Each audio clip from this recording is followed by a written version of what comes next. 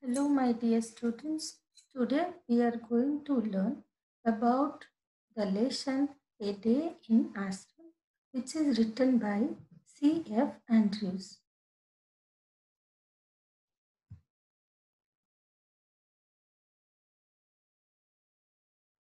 This is the picture of C.F. Andrews.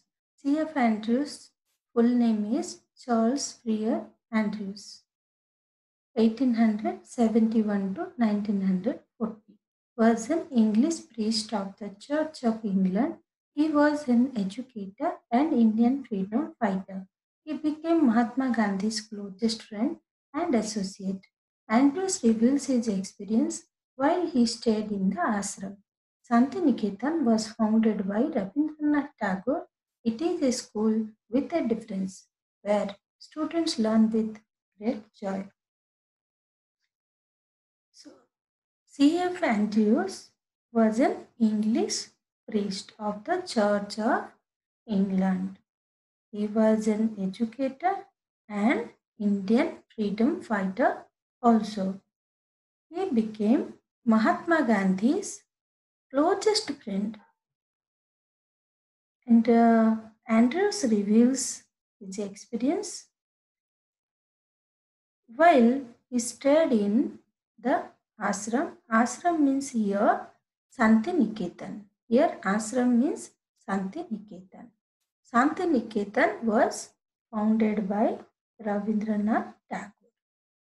Here he explained his experience. Glossary. Guru Deva means Rabindranath Tagore. In this lesson, Guru Deva means Rabindranath Tagore. Choristers means members who sing in the choir of a church. Choir means a group of singers singing hymn. Hymn means a song of praise to God. Amloki means a tree like a mango tree. Reverence means respect. Meditate means to pray silently. Draftsman means a designer or one who makes plans. Recite means sing from memory.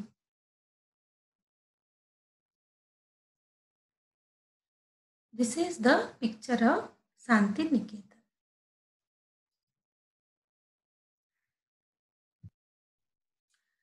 First paragraph, words cannot picture to you the beauty of Santiniketan. Our own poet and teacher, whom we call Guru Deva, has named it in his song, The Darling of Our Heart, and it is worthy of the name. All who have visited the ashram, old and young alike, have felt its inner beauty growing more and more upon them. It means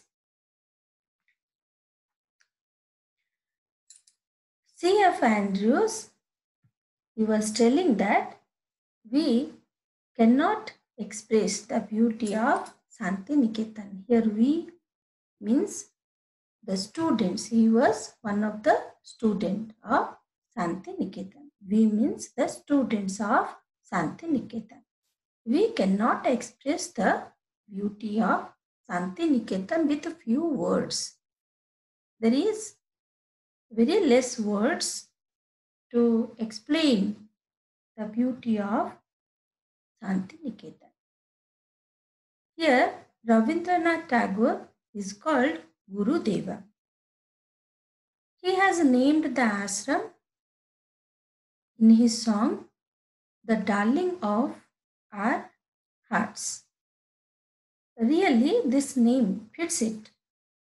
It is a beautiful place visited by many young and old people from all over the world. What is the inner beauty which is attracting the people?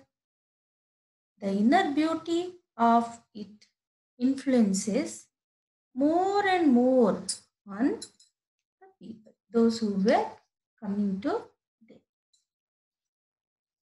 Then we'll move to second paragraph. If I were to describe to you one day in the ashram with the boys, that would perhaps best bring home to you its inner beauty. Long before sunrise, like the birds in our own amloki groves, our boys are awake. The choristers are the first to rise and they go round the ashram, singing their morning hymn. You can hear the voices of the distance drawing nearer and nearer, and then the sound dies away as the choir passes on to another part of the ashram. And then again it comes nearer and nearer. The beauty of the sound in the silent morning air and the sense of joy and reverence which it brings give peace to the soul. Amloki groves. This is the picture of Amloki groves. This is the fruit. This is the tree. Here, this is the picture of choristers. In the morning time, they sang morning hymn and they walk around the ashram. Now we will discuss second paragraph. Here, the author describes the inner beauty. First paragraph we learned that people they came and they were attracted with the inner beauty of the ashram. And in the second paragraph, he explained the inner beauty of the ashram. What is that? The inner beauty of the ashram when he stays there. He was there with many boys. Before sunrise, like the birds in their own amloki groves, the boys awake. The choristers, these are the choristers. The choristers are the first to rise. The boys go around and singing their morning prayer in the ashram. All can hear the voices in the distance, drawing nearer and nearer. Then the sound dies away as the choir passes onto the another part of the ashram, and again it comes nearer and nearer. The beauty of the sound in the silent morning, it has given peace and soul to the people, those who were staying in the ashram. Then, next paragraph. After an interval, each boy takes his asan, his square carpet, into the field and sits down on it to meditate in his own place alone. Later on, before the schoolwork begins, the boys all stand together in the shade of the trees and sing their hymn. Here you see, under the tree, people are doing meditation. This is third paragraph. After that, each and every boy, after the morning prayer and all, each and every boy takes his carpet into the field and sits on that and they meditate. Then all the boys they stand together and sing their hymn. They sing their hymn under the tree. First meditation, then after they sing their hymn. Next, paragraph 4. Till about 10:30, the work of the school goes on. We have no classrooms. The boys sit with their teachers in the open air under the trees. There are no larger classes. A group of 8 or 10 boys are seated round the teacher, asking him questions. Very few books are used. A greater part is carried on through conversation. The boys soon learn to open out all their difficulties to their teachers. And the teachers get keenly interested in the boys' questions and answers. Such living education can never be dull. In the ashram, they have no classrooms. The boys sit under the tree in the open air. The students sit around the teacher. The number of students are 8 or 10, not more than that. Number of students are 8 or 10. They are very interested in asking questions. Even teachers are much interested in the boys' questions and answers. The classes take on through conversation. There were good conversation. The boys learn to open out all their difficulties to their teachers. So, in this way, their all that doubts were clarified by the teacher. Next, we'll move to paragraph number 5. When the morning work is over, the boys bath and go to their meal. About 2 o'clock in the afternoon, the classes begin again, but at this time, the work is chiefly with the hands as well as with the mind. Handiwork is practiced, and the boys' own natural tastes are very soon discovered. Some prefer carpentry, others prefer mechanical work, others enjoy spinning, hand weaving, others become skilled draftsmen or painters, others are musicians. Here, what we learn, students? After the morning work, the boys bath and go to their mill. At 2 o'clock, the classes begin again.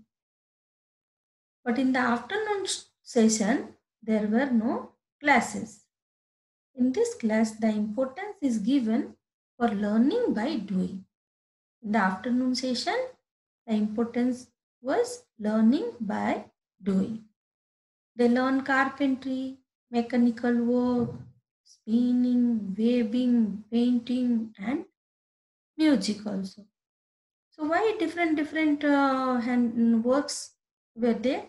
Because they will be engaging in that work where they have interest.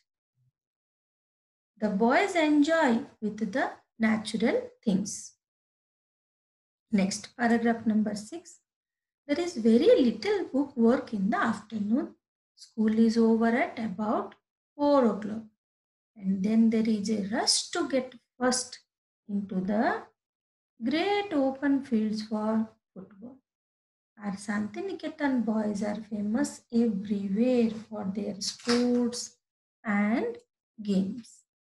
In the evening at sunset, they return from the field and sit down once more for a short time to meditate in silence.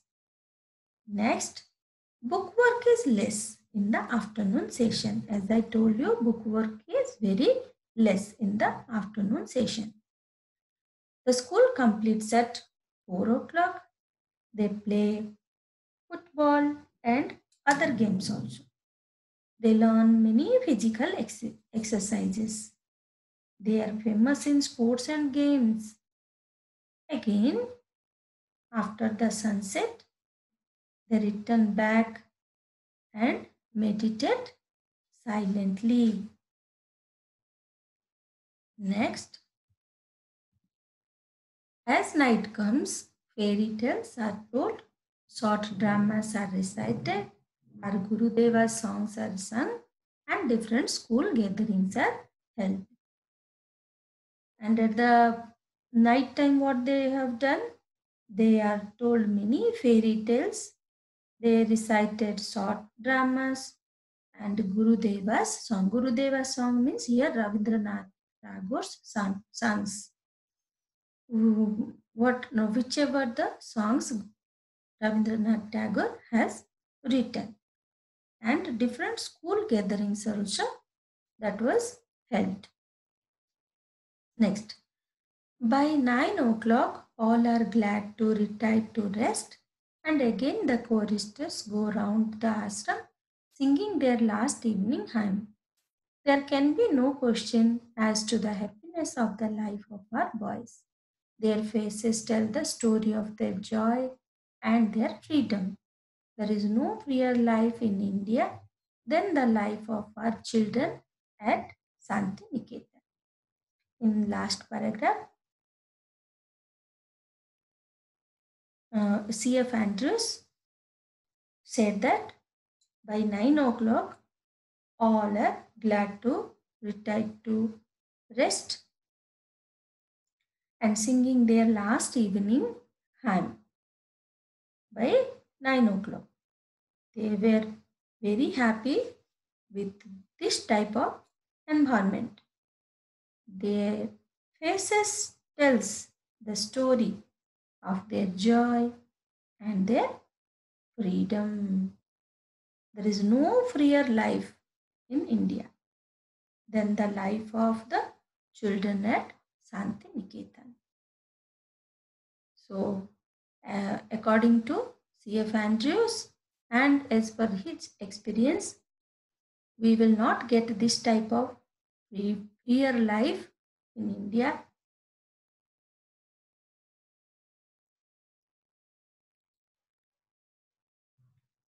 India than this Santiniketan.